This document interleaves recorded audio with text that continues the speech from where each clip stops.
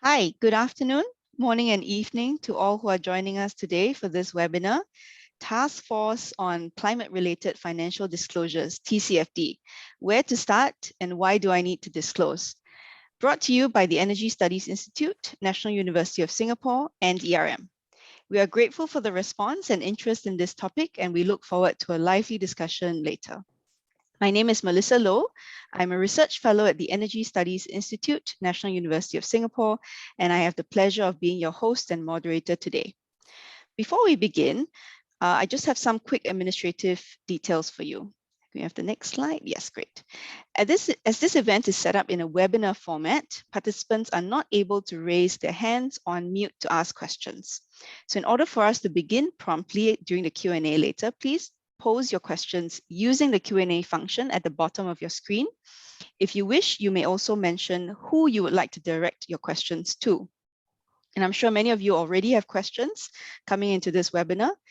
Please do keep them brief and post them in the box. You may also upvote questions you want answered by our panelists, and we'll be able to get to them sooner. Please note that we'll be recording this webinar for internal purposes. And of course, I'm anticipating this question by participants. I'm happy to share that the presentation materials will be made available after the webinar. We've also enabled the English transcript feature, so you can click on the live transcript button at the bottom of your screen and to show subtitles if you need to.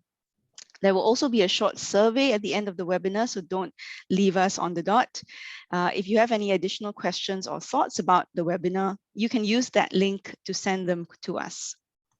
One final admin note, if you face any technical difficulties at all during the webinar, you may contact myself or my ESI colleague Bradley Ho via the chat function. Okay, let's begin the event proper. Today, we have a distinguished lineup of experts here to share on the Task Force on Climate-Related Financial Disclosures. They will give us an overview of TCFD and share some best practices and Singapore examples. The speakers will explain what TCFD developments mean for companies and how TCFD can be used to help companies incorporate climate-related risks and opportunities into their risk management and strategic planning processes. We will first begin with Yulia Dubrolova, followed by Sina Dabral, and then Robin Kenish from Eram. And we also have Esther An, Chief Sustainability Officer with City Developments Limited. I will briefly introduce our speakers. I think many of you have seen their CVs or their resumes on our webinar website, but let me just introduce them very briefly. Yulia is a partner at Eram leading corporate sustainability and climate change practice in Asia. She has 15 years experience in consulting and managing projects on climate change, clean energy, and sustainable development. Sina is a consulting director at Eram, leading corporate sustainability and climate change services in Singapore. She has guided a range of clients in Singapore and within the region on climate change risks spanning across various sectors and specifically within energy, transportation, and finance, including working with multi-sectoral clients on international standards, including TCFD and other environmental guidelines and standards. Robin is the Director of Corporate Sustainability and Climate Change Services at Eram. He has over 25 years of experience in advisory and consulting services around climate disclosures, including CDP and TCFD, as well as for renewable energy projects. Esther, I think many of you know Esther. She has been an active advocate for green building and sustainability for over 2 decades and instrumental in establishing CDL's leadership in sustainability. It's also extremely timely to hear from Esther since CDL was recognized yesterday as the only Singapore company to be listed on the 2021 CDP A list and the only company in Southeast Asia and Hong Kong to be listed for 4 consecutive years. So welcome to all of our speakers. Each of you will have 15 minutes, thereabouts, and then we will go into a 10-minute Q&A at 3:50 p.m. To help our speakers understand our participants here today better, we have 3 introductory polls that we'd like you to participate in. So may I please invite Bradley to initiate the polls. So question 1, which sector do you represent? You can pick among the options available. Which sector do you represent? Okay, we'll give you a few seconds to answer. Okay, let's see the answers now, please. Oh, not yet. Do we not have any? Do we not have any answers at all? We didn't give enough time, I guess. Okay, so some people are saying they can't try to answer. Okay, perhaps we can try again, relaunch the poll.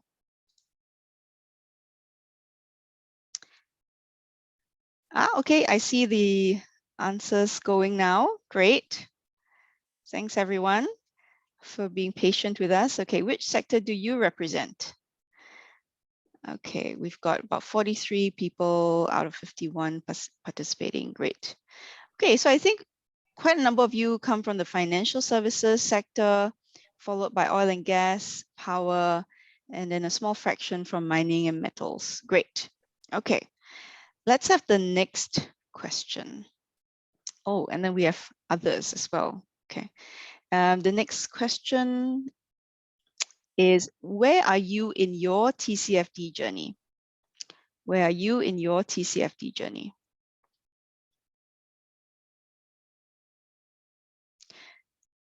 Okay, very interesting answers here. I'm sure the speakers are taking note of this. Okay, I can see that close to 40% have just started the TCFD journey, either having done their first disclosures or just preparing to. And then we have about 33% who say they don't know, and 17% saying that they've not started but are planning to. Okay, so I think that's a good mix of you here today. And the last question for you today that will help our speakers in their preparation. Which geography does your business operate in? Singapore, Southeast Asia, Asia Pacific, or global?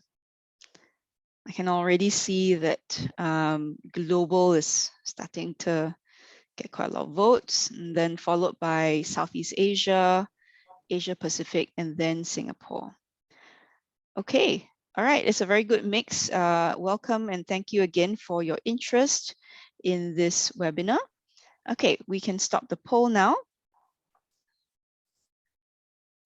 Okay, thank you all so much for your participation in our poll. That was really helpful for me, and I'm certain it's helpful for our presenters today as well. Without further ado, may I please invite Yulia to start her presentation. Thank you very much, Melissa, and good afternoon, everyone. And today, before we go into TCFD details, let me very briefly introduce you to Eram for those of you who have never worked with us before. So Eram is a pure sustainability consultancy firm, and we've been there for the last 50 years on the market, including over 25 years in Singapore and Southeast Asia. And one of the interesting things, Eram was a sole consultant that was engaged by the Taskforce for Climate-Related Financial Disclosures, or TCFD, to support the development of the scenario analysis supplement. Today, we'll speak about TCFD and its recommendations and approach to scenario analysis in a bit more detail. Thank you, and let's move on. So we'll start off with a little bit of a background of what happened just recently at the United Nations Climate Change Conference in Glasgow. On the next slide, you will see some of the key decisions that were taken just recently in November. And it's really important for us to understand that, because those decisions would pretty much drive the global climate actions as well as actions in our region and in Singapore in particular. First and foremost, there was a global recognition by countries of the need to achieve net zero targets by 2050 and shorter term targets by 2030. With that idea in mind, in the next year, countries around the world will be updating their nationally determined contributions, their climate targets, with the intention to increase the ambition. And obviously that would translate into more stringency and new regulations for businesses and financial sector organizations that operate in respective countries. The second point that is particularly linked to our discussion today is the understanding of importance of timely assessment and management of climate-related risks and timely adaptation plans. And early this year, actually, in addition to COP26, there was an important milestone report published by Intergovernmental Panel on Climate Change, IPCC, which talks about the most recent scientific updates and related climate projections and possible climate risks. That was also adopted at the recent COP26 conference. This report also gives a new set of scenarios that would be particularly helpful in your climate risks assessments going forward. There were some other decisions quite critical for not just respective sectors, but broader economic sectors and industries, because they touch upon energy. And obviously energy production or use is very relevant to various industries and sectors around the world and in our region in particular. These decisions include phase down of coal, a commitment by 40 countries around the world, including Indonesia as one of the key regional players in our part of the world in the mining sector, to really cut down on coal and ensure it in a just manner. There were commitments around methane emission reductions, support for clean and affordable technologies, and many other decisions. On the next slide, I would like to reiterate the important point that today climate change is considered as one of the important and material risks by the financial sector in the first place. And it is understood that it's one of the most likely to happen and impactful investment risks, but at the same time least understood. And with that idea in mind, the whole TCFD framework, which we will talk about today, was developed. Here on the slide, you can see some of the key climate-related drivers on the left-hand side, which include not only physical climate impacts coming from the increased frequency and severity of climate-related natural hazards, such as cyclones, droughts, and others. It's also a whole set of drivers linked to the low-carbon economy transition.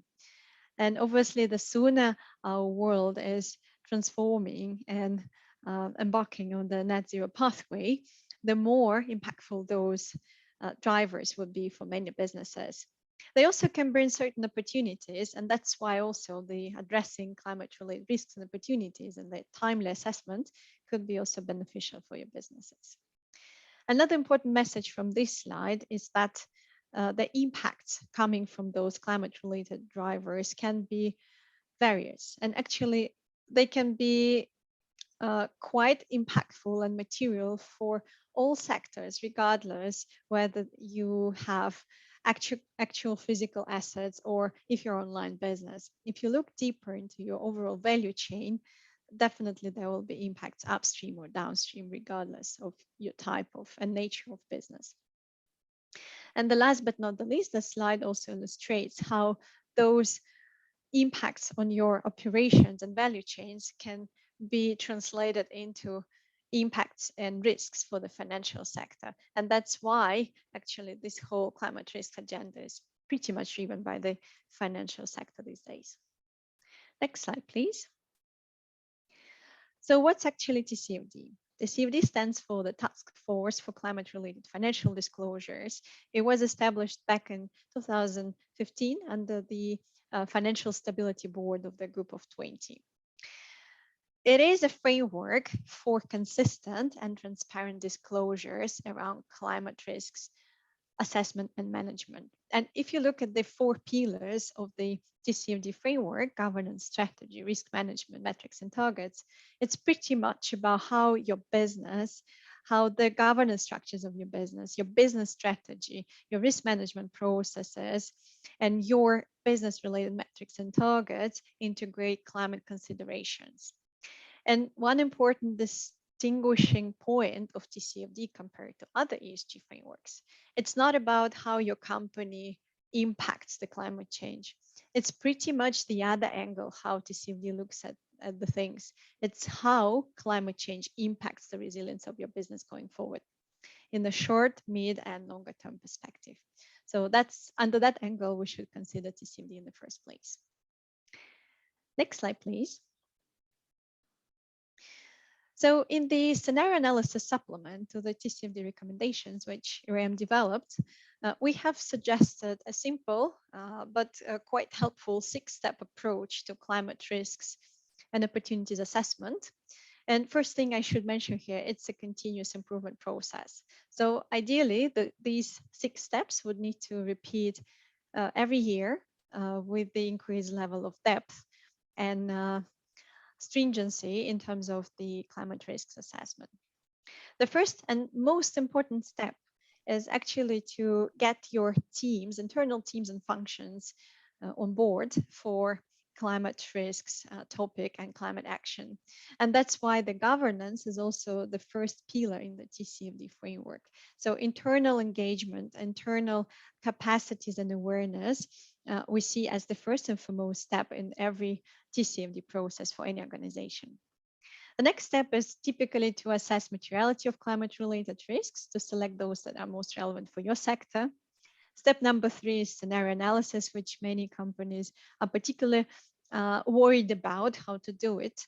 And this is where you look into how those material climate-related risks can behave over time and the different scenarios and what could be the range of the impact.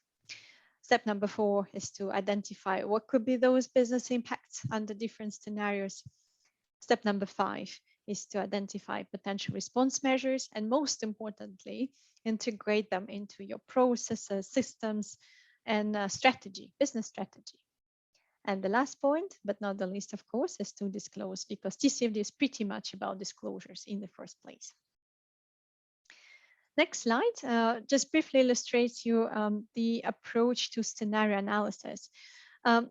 Obviously, for this kind of topic, we need a whole set of webinars, not just one short slide. But just briefly, there are, of course, various scenarios out there published by reputable institutions and organizations such as IPCC and, for example, International Energy Agency, if we talk about transition scenario. What's important under TCFD? You need to look into range of impacts. That's why ideally you would need to take at least a couple of scenarios to see what different futures could be and what the range of impacts could be for your organization. If we talk about physical risks, the most important scenario to look at would be the worst case scenario, actually, where the temperature goes as high as the projections say.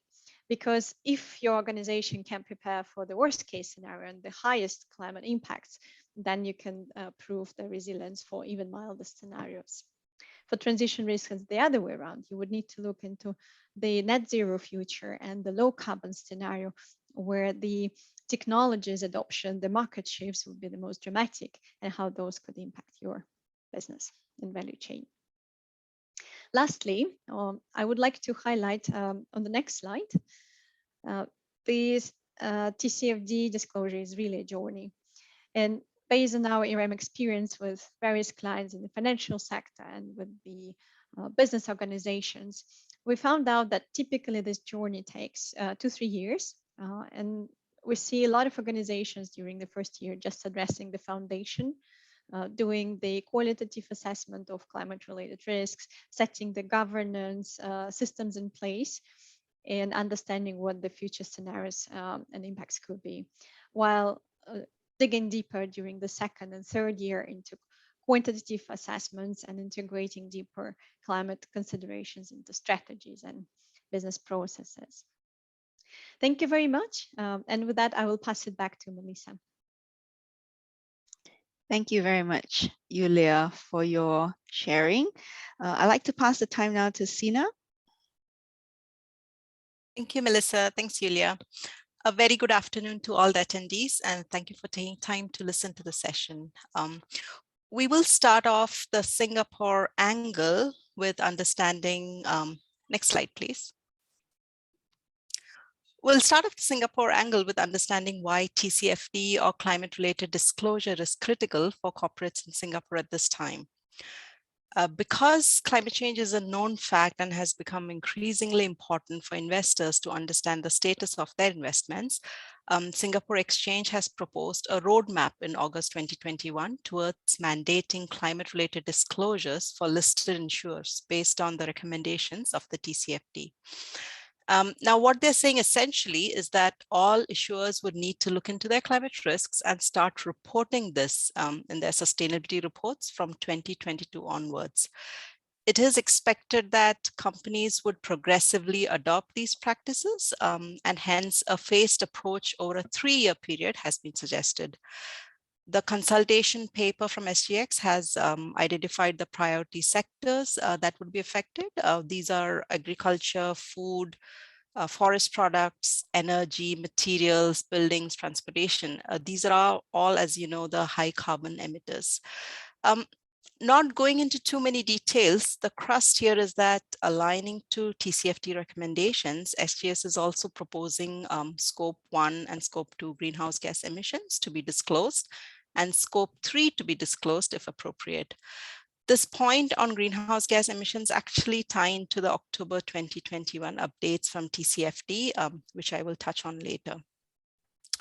So in addition to HKEX, in December 2020, the Monetary Authority of Singapore finalized their guidelines on environmental risk management, and they recommend disclosures on an annual basis in accordance with international frameworks such as TCFD. Again, in May 2021, the Green Finance Industry Taskforce published an implementation guide for climate-related disclosures, which again adopts TCFD's recommendations as the guiding framework for disclosure. So quite a lot happening within the regulatory landscape in Singapore. Next slide, please. So the financial regulators, lenders, investors, corporates, they all play a pivotal role for disclosing in the climate agenda. Regulators and investors are demanding transparency from the investments or potential investments on climate-related risks and how that affects the financial position of the company. The corporates, in turn, are responding to this need. And as of November 2020, over 2,700 supporters have signed up, including investors and regulators. Next slide, please. We got a bit of background on Yulia on how TCFD works on disclosure related to the 4 pillars. I wanted to give you some practical examples on what actions need to be implemented to satisfy disclosure under each of these pillars. So under governance, you will need to make sure that there is board oversight to climate-related risks and opportunities. The company should push on a cultural revamp if needed, develop policies around climate strategy, assign roles and responsibilities to management as well as senior leaders, and develop a reporting mechanism as such. Under strategy, you would need to acknowledge climate change as a key risk and hence integrate that into your core business strategy and planning initiatives. You would need to develop scenario analysis to understand your risks. So understanding your risks is analyzing and articulating data, which would be the physical and transition risks, and then integrating those into the company's overall risk management process. And last but not the least is metrics and targets, wherein it is extremely important to select your KPIs as well as your interim targets. So it is important to understand and disclose your emissions and align your portfolio to the 1.5 degree target by using these metrics. This actually leads on to the next slide. So in October 2021, TCFD released updates in the form of a new implementing guidance. This is important because in the new guidance, TCFD removed materiality assessment for Scope 1 and 2 emissions, which means that these should be disclosed regardless of materiality since they make up the foundational pieces of information needed. All sectors are also strongly encouraged to disclose Scope 3. Secondly, TCFD recommends companies to look at transition planning. So if you are going to set targets for short, medium, long-term plans, then you need to plan to achieve these targets. So hence companies would need to disclose current greenhouse gas emissions performance. They need to look at the impact of transition on business strategy and financial planning. And then they would need to disclose the activities and actions needed to support this transition. Next slide, please. Okay, having said all that on TCFD, there are really 5 essential steps for corporate climate action. First, and the most important, is measuring your footprint. So understanding and measuring your scope 1, 2, 3 greenhouse gas emissions is critical first step for all the companies. Your starting point is measuring carbon impact generated and avoided by your company's activities. Once we go on to the second point. So once you know your emissions, you need to set net zero or carbon neutrality goals with clear interim targets. So setting a target using an established methodology defines the company's ambition and provides a framework for delivery. And third is developing cost-effective emission reductions pathway. So developing cost-effective emission reductions pathway is really defining the main elements of your net zero plan. So this would be identifying positive impacts of your activities, identifying best practices in terms of reductions, avoided or offset greenhouse gas emissions, reducing energy. So often overlooked, energy use and efficiency initiatives are effective ways for business to reduce their footprint and save money. And this is not taken into account a lot of times. Switching to low carbon economy. So switching to renewable energy sources is at the heart of low carbon transition. And this helps companies shape the future energy markets. Another way of defining the main elements of your net zero plan would also be pursuing carbon removal solutions. So for most companies, achieving net zero will require taking advantage of carbon removal technologies, including offsetting, nature-based solutions, carbon capture, utilization, storage, and such. So that was number 3. So number 4 is once your roadmap and pathway is ready, you need to integrate this into your business and your financial planning. And lastly, but not the least, since we are on that subject, is to disclose and integrate with TCFD, which would be the need from your stakeholders as well as your investors. Thank you all, and over to you, Robin. Thanks, Sina, for taking us through the TCFD developments in Singapore, and also for breaking down the 5 essential steps for corporate climate action. Next up, we have Robin, who will share with us perspectives from the financial sector, and he will be bringing forward some case studies from Hong Kong. Robin, you have the floor. Great, thanks very much, Melissa. We can move on to the next slide. So the Hong Kong regulatory situation with regards to climate-related impacts and the disclosure of those impacts has really evolved over the last 2 years. Back in 2020, the Hong Kong Stock Exchange issued their revised ESG reporting guide.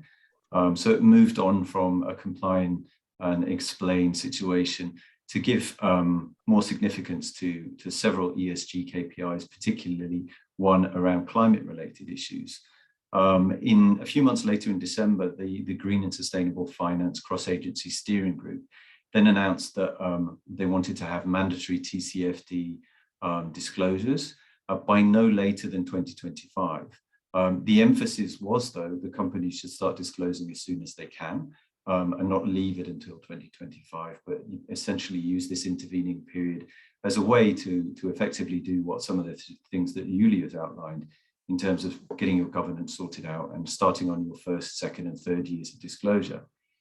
In November this year, so just last month, they published a very detailed and extremely helpful guidance document on climate disclosures, essentially to help assist companies with this disclosure process. It provides some specific guidance and some example disclosures for all 4 of the TCFD pillars. And it does recommend the use, for example, of publicly available scenarios. So Yulia touched on what kind of scenarios you can adopt in your TCFD assessments. And it gives some guidance on that. In particular, it suggests that as a starting point, you have 2 contrasting scenarios. That you have a low emissions, very stringent pathway, which again would emphasize transition risks and their impact on your portfolio. And then a higher emissions or business as usual pathway, which may present more significant physical risks. So it refers again to publicly available scenarios that you can use, such as the IEA scenarios, and it also talks about the SSP scenarios, the shared socioeconomic pathway scenarios, which have been presented in the recent IPCC AR6 report. So good, useful information to refer to there. It does ask that you look at the financial impact of your risk and opportunities, and it again suggests that you adopt a materiality threshold that's appropriate to your business and that your team are essentially comfortable with in terms of the disclosure for risks and opportunities. And then of course, it's all about setting targets, metrics, and indicators, and then action plans and disclosure. And it gives some good examples of what kind of disclosure methods you could adopt to present that information. Sort of moving slightly ahead of the game though, the asset managers and fund manager situation in Hong Kong. So the Securities and Future Commission amended their fund manager code of conduct quite recently, so that climate issues are taken into a much more explicit consideration in the investment and risk management processes.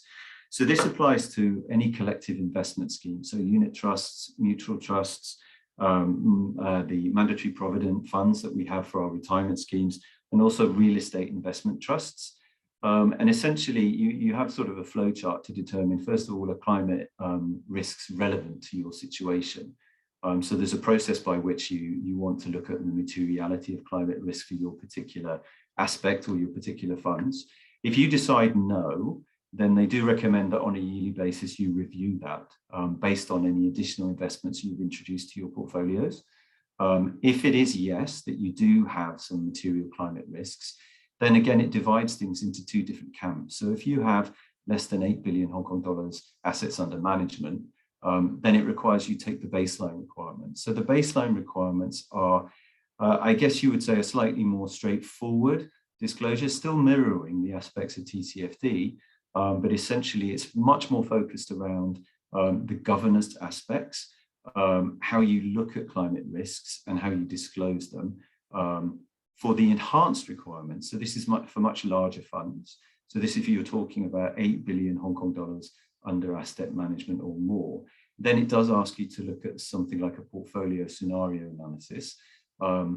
It does ask you to determine your scope 1 and 2 greenhouse gas emissions, and also, if possible, your scope 3 emissions as well, or at least to have some process by which you are looking at that topic, and then to disclose the portfolio of carbon footprints at a minimum. So again, it's much more enhanced requirements for asset managers there. And I think the most interesting thing is the timeline. So the baseline requirements need to be met by August of next year, so very soon. So all asset managers should really take that under real consideration. And then for enhanced requirements by November next year. So a much more advanced timeline than the stock exchange. So if we move on to the next slide, we've got some examples. So Eram's put together a few different ready-to-use methodologies, sort of scenarios that can be used for clients. So this could apply to a corporate analysis. So for example, looking at the company as a whole, all the different products that the company produces.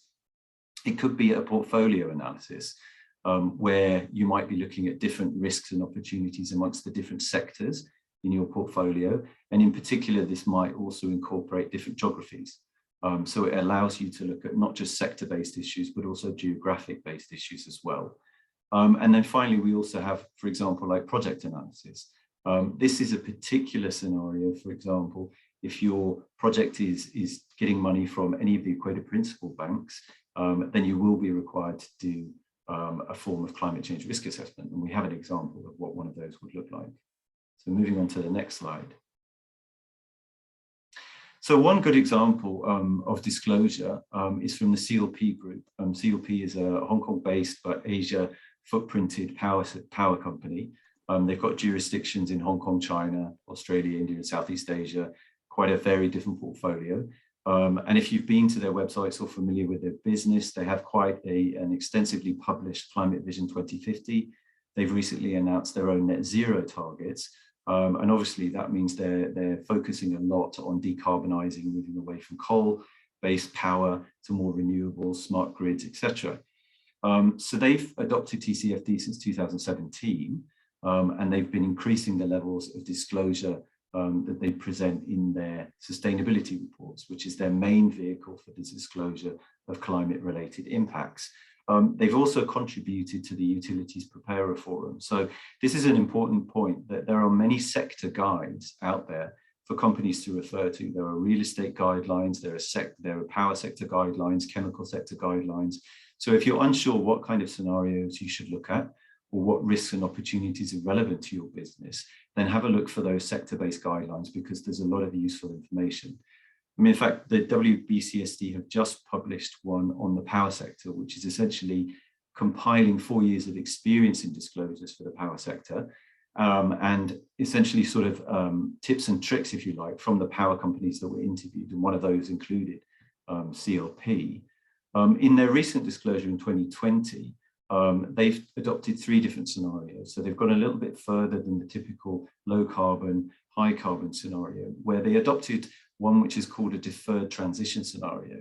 And this is quite relevant when you think about the outcomes from COP26, where we know that in the mid-century, and particularly around 2025, 2030, there's likely to be a ratcheting up of energy policies and much more stricter regulations around emissions. We know that businesses may have to adjust quite rapidly, and there could be some significant disruptions. So they've looked at that in their scenario analysis and then disclosed that in their sustainability report. We move on to the next example. This is one for an APAC-based global investment company. So this company has various assets under management, again, in different geographies. Their geographies include across Southeast Asia, but also the US and Saudi Arabia. They have various different sectors in their portfolio. Again, all of these different sectors have different risks of facing them from climate change, but they also have some significant opportunities for growth and revenue growth from climate change transitions. So we looked at the portfolio as a whole and essentially conducted some sector heat map exercises to look at what kind of opportunities there were for the different sectors and their different geographies over different timelines. To essentially flag up to the client, okay, this particular sector has got some significant issues that could affect revenue, negatively or positively, and then map those out against physical risk as well.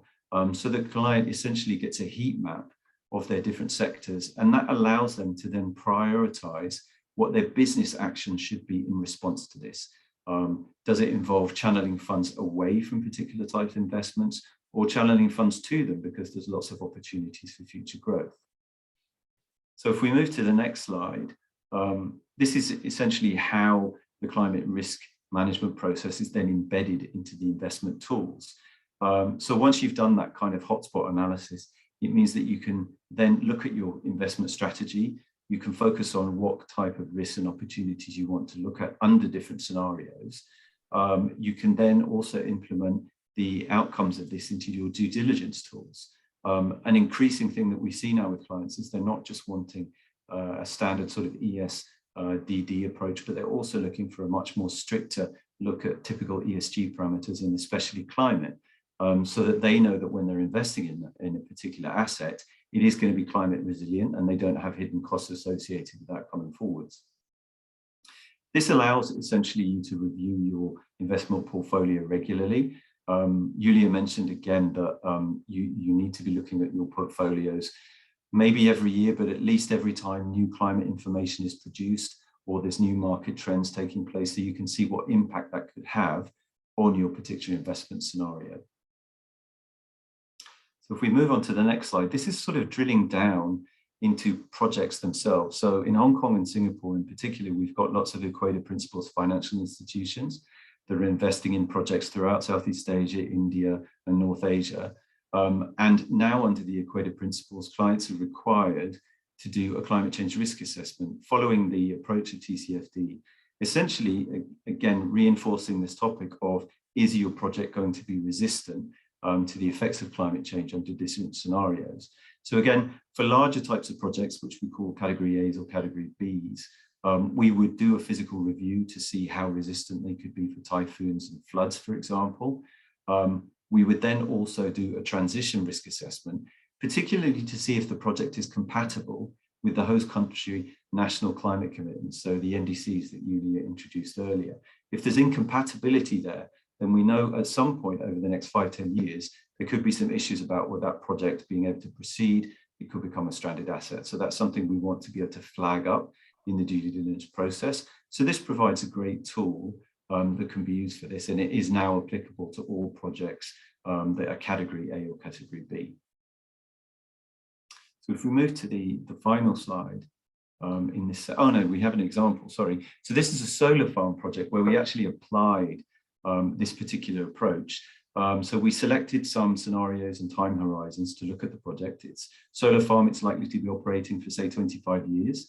So we wanted to look in particular at flooding issues and storm surge issues, rising sea level issues, because the solar farm was located quite close to the coast. So it's very significant. In Singapore, we've got potentially large floating solar projects coming on board. So again, you want to know that these projects are resilient to the effects of climate change. So this involved developing a baseline, choosing the appropriate climate scenarios, modeling the effects on the infrastructure, and then assessing the resilience, then determining whether there need to be additional mitigation measures incorporated into the operation of that particular facility. We're now seeing quite a lot of this kind of support required, because we have had clients coming to us saying, you know, especially over the really terrible weather we've had over the last year, that their facilities have become flooded, and they didn't know this. It wasn't flagged up as part of the DD they did a couple of years ago. And what can they do about this? So this kind of approach is designed to head that off at the pass and make sure you can plan for this as the project is developed. So if we go on to the next slide, I think the final point I'd like to mention is that all of this process around TCFD is becoming better the more you integrate digital technology into your strategies.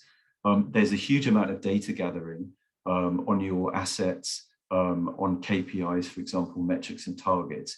And the more you use digital tools to gather that data, look at that data, particularly if you're talking about greenhouse gas emissions, then I think the more efficient your TCFD reporting approach will be. And particularly if you intend to do updating every couple of years, or even disclose very detailed disclosures every year, a data management system will be quite integral to that particular point. So we would again suggest that you integrate the digital technology all the way from governments through to the operation of metrics and targets.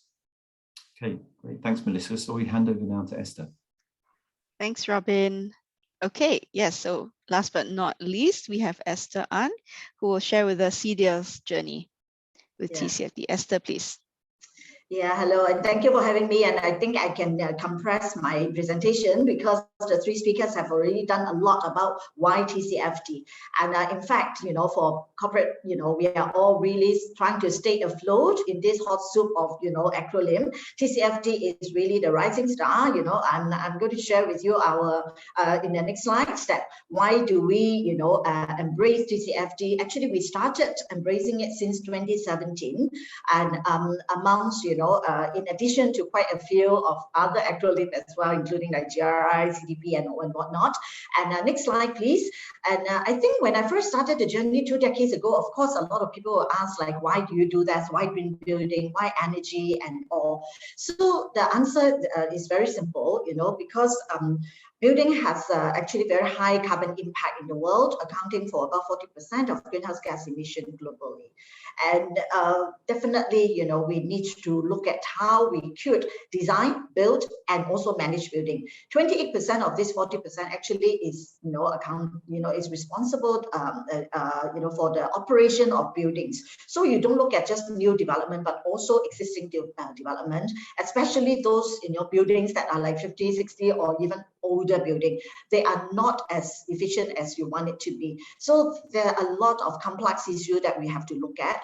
And just fast track to, you know, just summarize the Climate Pact, COP26. Yeah, I have the honors to be there personally, and almost like wherever you turn, you look at, you know, you get the word, you know, most popular word there is zero. Okay, it's like race to zero, you know, zero carbon, everything it is about zero. And actually, the race to zero was, you know, I think the last 2 months prior to COP26, it really has gone up so fast, and in a total, I have some data to show you. It accounts for about 90% of the whole world's GDP. So it is a really, really strong force for change. And of course, in our building sector, we look at advancing net zero. Although we have actually started our green building journey more than 2 decades ago, and also consolidated our climate strategies and the carbon policies in 2015 after Paris Agreement, we only dare to pledge for net zero this February, just less than a year ago. So why we do it is because it is a necessary ambition, but we also need to be prudent as a company, as a listed company especially. So we are not setting goals that is that we can, close one eye, we can achieve it, but we also need to set ambitious target and also know our pathway, whether it is viable for us to work towards it in the next decade. In fact, we have 1 year less already, only 9 years now. So I think I will elaborate a little bit more, but we have actually seen the growth of net zero carbon building commitment advocated by World Green Building Council. And after 3 years, we have actually achieved about 156 companies signed on to this net zero. And during COP, we actually, out of this 156, 44 companies make the further step to commit, the whole life cycle. Just now, one of our speakers talked about embodied carbon scope 3, which is very important. Not just about what we generate, what we tap onto the grid, but also have to look at our supply chain.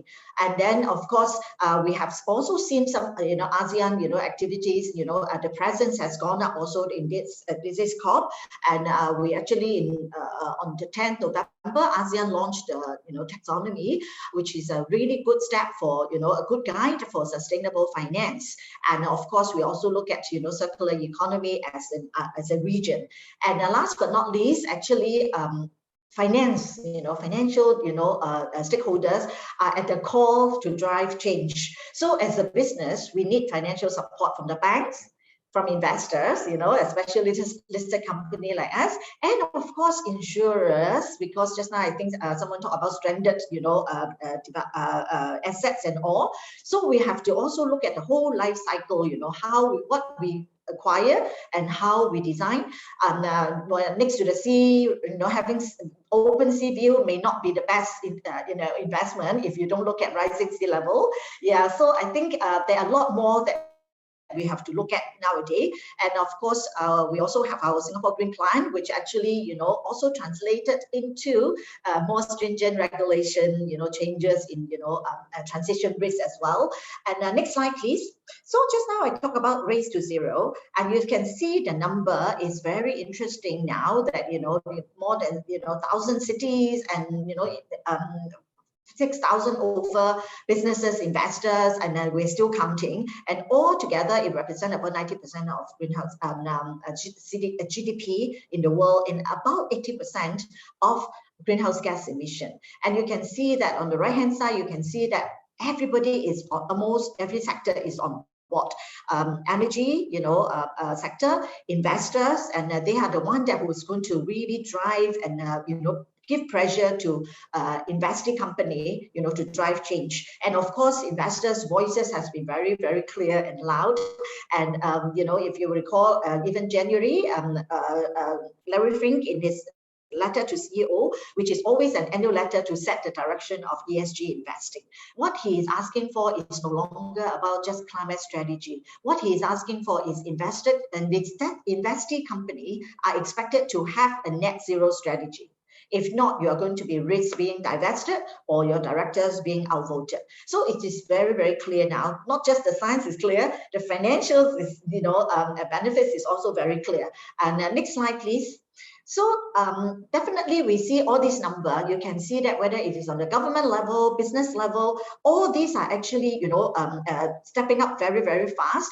And it is going to be mandatory, or it's already happening. UK already, Canada, UK, New Zealand have already make it, mandatory. And of course, just now we talk about HKEX also announced it, in the 3 years phased into, TCFD, as mandatory requirement for climate disclosure already. So nowadays, I think very few company or businesses will ask why we have to do it. And in the good old day, when I first started the journey, I still feel that, I still remember people would say, oh, ESG, climate, all these are non-financial. All these are good to have, but not today. Today, definitely everyone is talking about, hey, how can we step up? If I could go to the next slide, just to show the, a bit of business case that, the good news is it's viable. We have actually very honest to have started the journey, 26 years ago, and we have step by step, and then, fulfilling what we are advocating today as a mainstream agenda. In 1995, we actually established our ethos of conserving as we construct, because we knew that developer building sectors all have very high impact on the environment and on the community at large as well.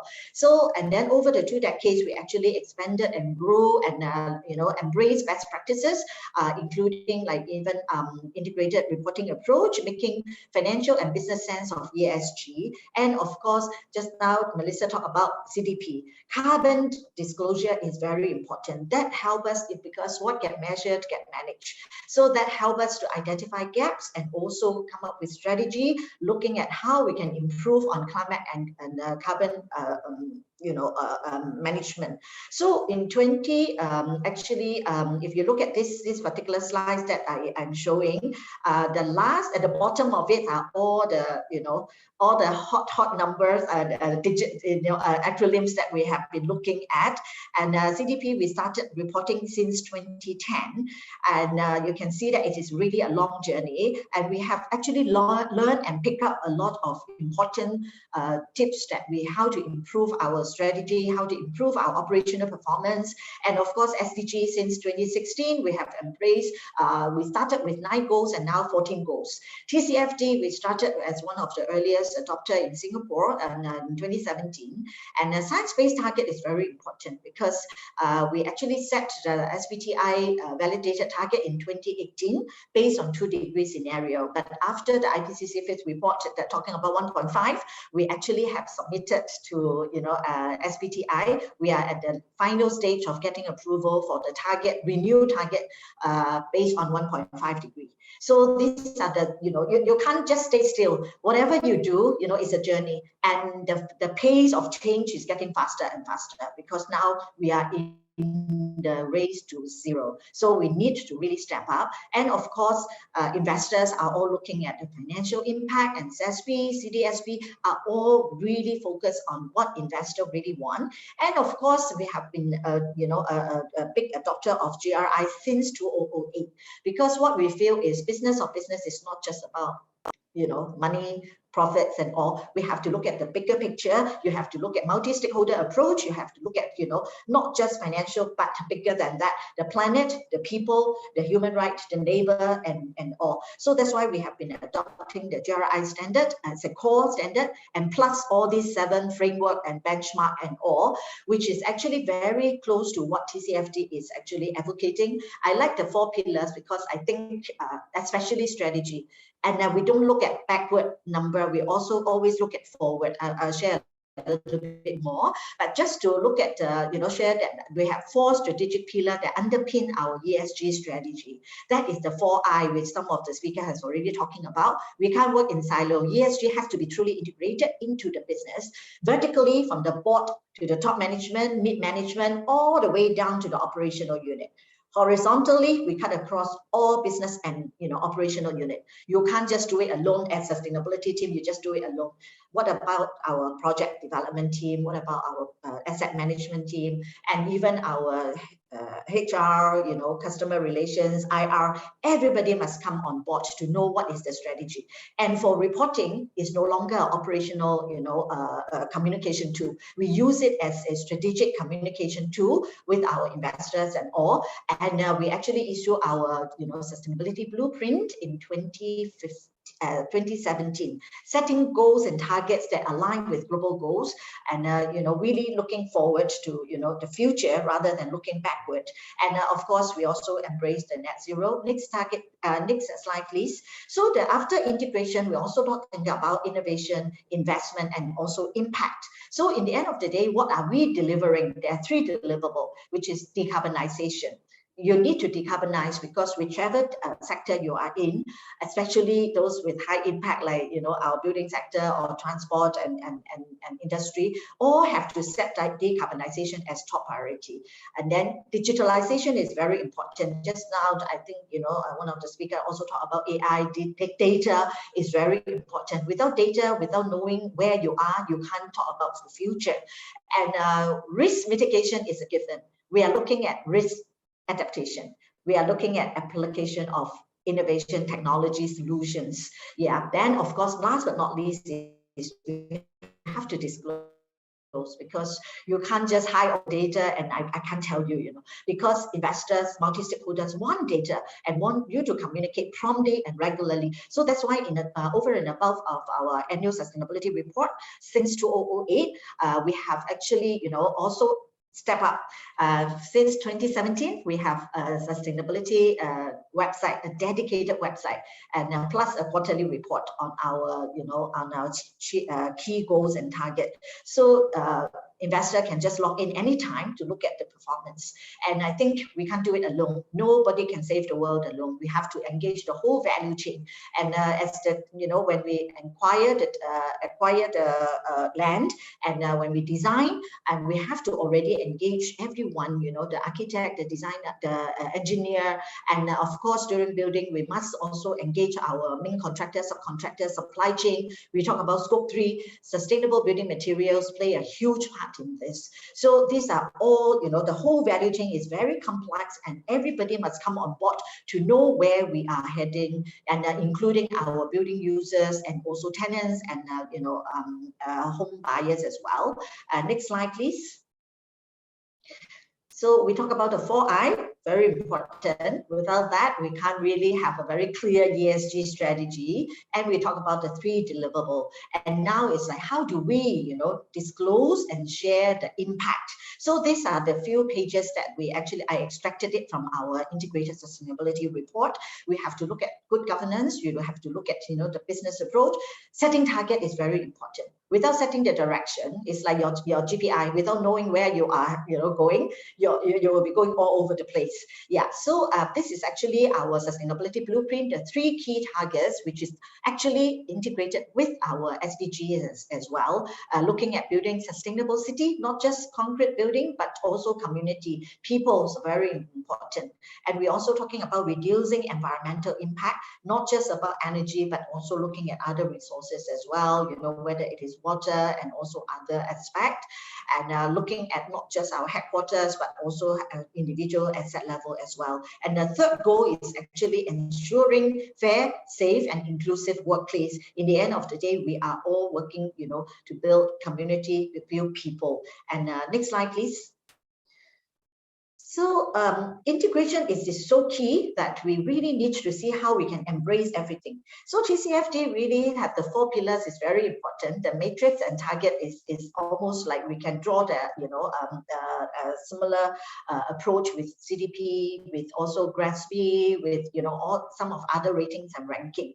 And most importantly is how do we align it with our material issues. So these are all embraced and integrated and interconnected together. So I like the best amongst the 4 pillars of TCFD is about strategy, because governance and risk management are actually given. So strategy help us to look at every aspect of, and in our report, we look at actual example, like for example, governance. Top management leadership board commitment is very important. So for my portfolio, I'm very, very fortunate. I only report to the board sustainability committee comprising 3 independent director and the executive director. So I have the fortune of the direction and advice from the strategic level, the board level, and I also have the group CEOs to give me the operational support as well. And I also chair internally the sustainability committee that cut across all business and operational units. So we are independent, empowered, but we are also integrated. So that's how the governance structure works, and all the management are okay. So I think I will just quickly go to the next few slides because of the time constraint. Maybe the next slide. All these are actually on our sustainability, website, and then the strategy. We look at some of the, what you must look at numbers and also performance. We can't just say that, yeah, we have a strategy, but you can't tell people what you are looking at. So now we are looking at 1.5 degree. We are looking at, working towards net zero, and you also have to show the pathway as well. Next couple of slides, please. Yeah. And integration is so important that you can see that how we actually align with our top material issues. Every year since 2014, we conduct our annual materiality study, because there are so many things under the sun you want to report, but you need to stay focused. What we think internally and also external stakeholder wants, we focus on all those top ESG issues, and how do we identify risks and opportunities, and how do we respond to it, and what are the accomplishment and impact is very important. I think I still have one or two more slides only. Next slide, please. Yeah. So so we look at activities, output, value created, and also what are the overall impact, and tied in with all the the acronyms that you love them, you hate them, sometimes they give you so much stressful nights. Yeah, next slide, please. I think we also need to look at forward looking is very important. I really like climate change scenario planning. In fact, we conducted our very first one in 2018 based on 2 degree, and then after the IPCC report saying, oh, folks, you have to look at 1.5. Then we actually went back to the drawing board in 2019. We actually look at 1.5 and 2 degree.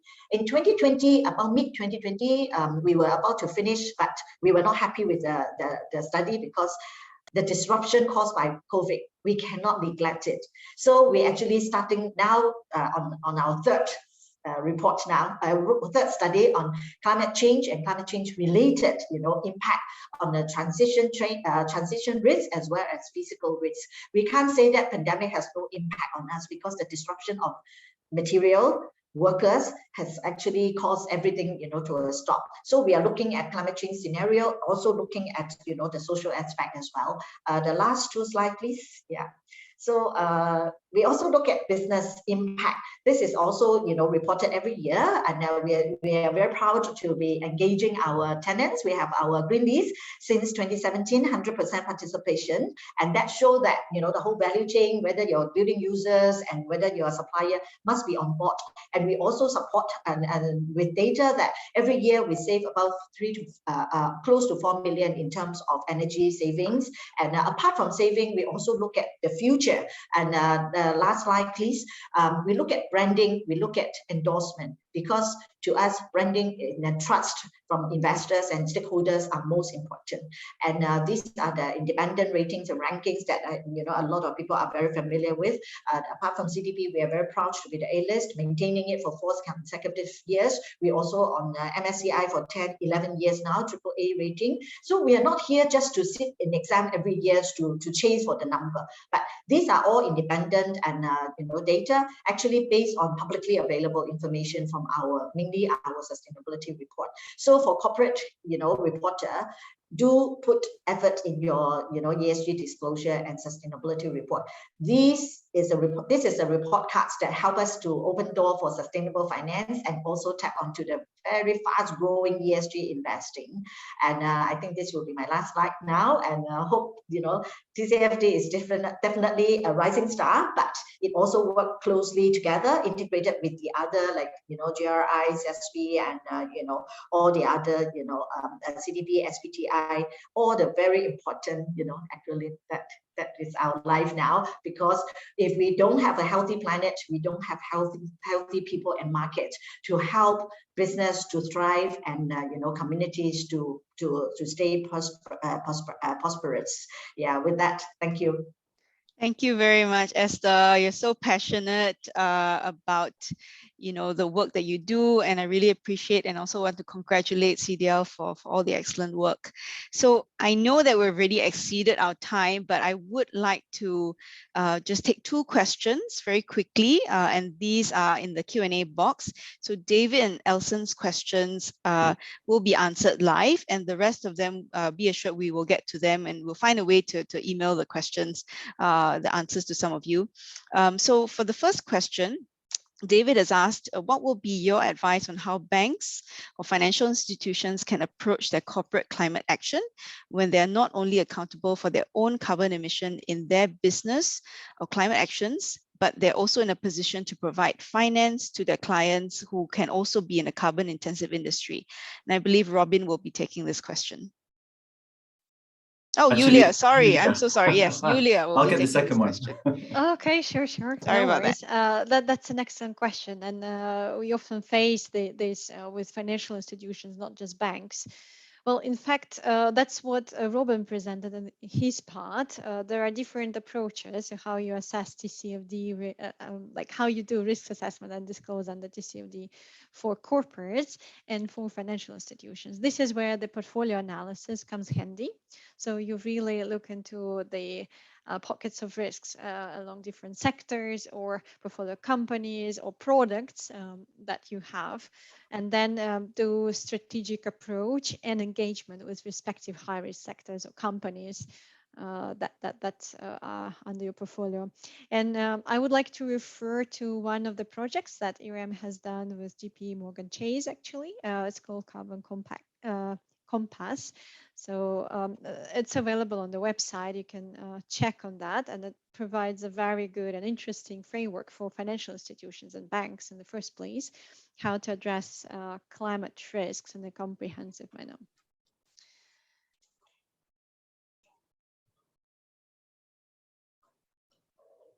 Oh, hang on, I'm on mute. Sorry. Thanks, Julia. I'll post the link. I'll look it up and post it in the chat in a short while. Robin, can you take Elson's question on Hong Kong? Yeah, sure. So the guidance from the SFC is specifically around the scope 1 and 2 emissions from the portfolio companies that you're invested in. It's not looking at it from the point of view of scope 3 emissions. So the only thing they want you to address at this stage is just the scope 1 and 2 emissions from the portfolio companies. Okay. Okay, great. So I think that's all the time we have for this webinar. Thank you everyone for your excellent and thought-provoking questions. I enjoyed the discussion and the sharing very much. But as you know, we've exceeded our time allocation, and I apologize that we're not able to take all of the questions. But thank you for joining us wherever you are in the world and for your active listening. We would like to have you feedback to us. So if Bradley can just share the final slide, which is the QR code. If you have any further questions or would like to give us feedback on how we can improve, please scan the QR code on this slide. I don't know if there's a QR code or whether there's just the email addresses of our speakers. But anyway, I can't recall. But anyway, here are the speakers' email addresses. So now it just leaves me to thank our speakers for this webinar, Julia, Robin, and Sina, as well as Esther from CDL. Thank you very much for sharing your expert knowledge with us. And to all of you, stay safe, keep fighting the good fight, and enjoy the upcoming weekend and holiday season. Thank you very much and goodbye. Thanks, Melissa. Thank you, Melissa.